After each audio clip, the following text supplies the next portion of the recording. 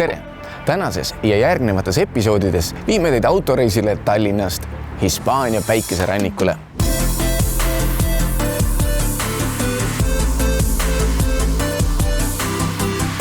Teeme selgeks, mida on tarvis teada ja ette valmistada enne nii pikka reisi ja kuidas käituda erinevate maade liikluskultuurides. Jääge meiega, autominutid alustavad, sest see reis võetakse ette ühe väga erilise autoga.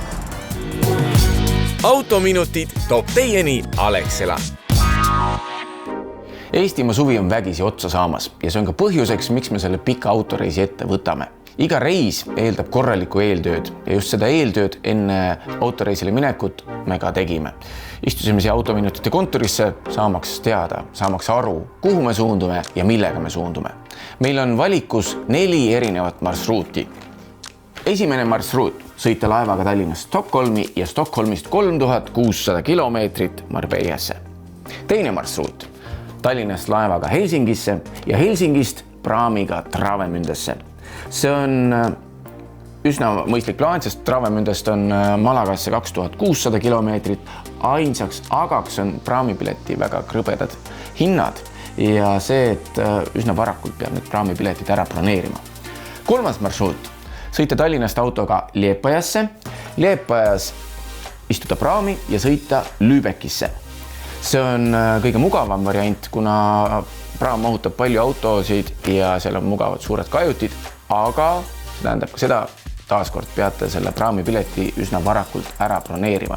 Ja nii ei jäänudki meil muud üle, kui valida marsruut number 4, mis tähendab seda, paljude eestlaste jaoks ilmselt juba tuttav marsruut, et me alustame Tallinnast, läbime Läti, Leedu, Poola ja siis suundame juba läbi erinevate Euroopa riikide, kuni jõuame oma sihtkohta.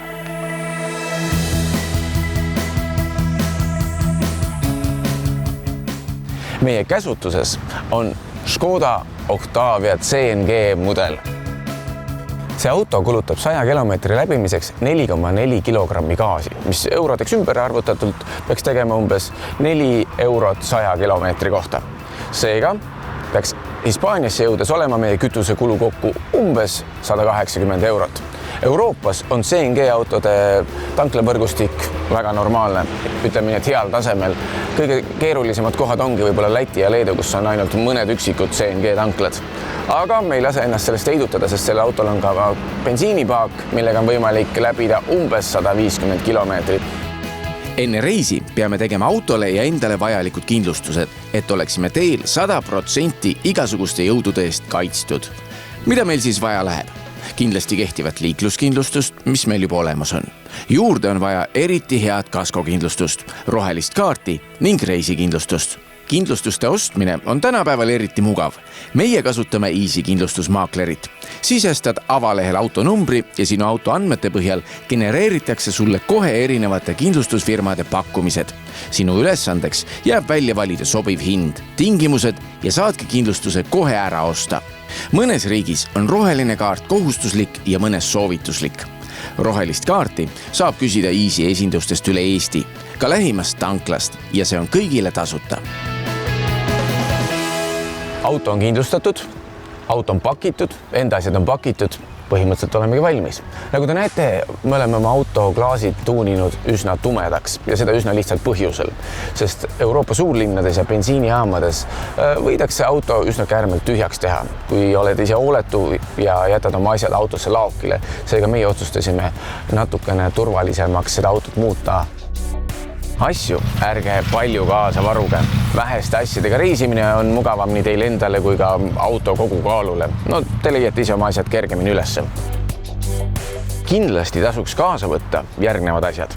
Korduv kasutatav kohvitops, veepudel, pudelivee tagavara, sularaha tollipunktide jaoks, akupank, varuvõtmed, tualettpaber, käte desinfitseerimisvahend.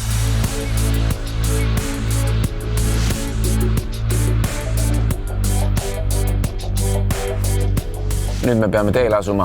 Meie järgmine peatus on alles Leedus, sest Lätis on ainult üks jaam hetkel Jekapilsis ja novembris avatakse Riias CNG jaam. Seega enne Leedut pole põhjust peatuda.